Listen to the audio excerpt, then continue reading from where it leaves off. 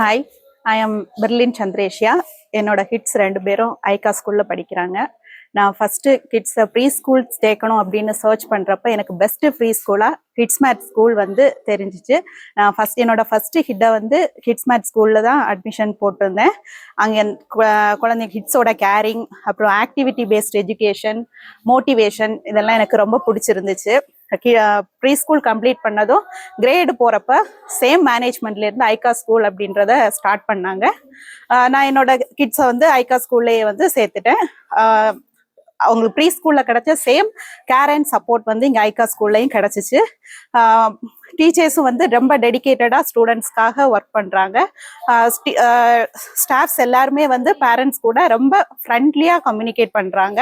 எந்த டவுட்ஸ்னாலும் நம்ம அவங்க கிட்ட ஈஸியாக அப்ரோச் பண்ணி கிளாரிஃபை பண்ணிக்க முடியுது.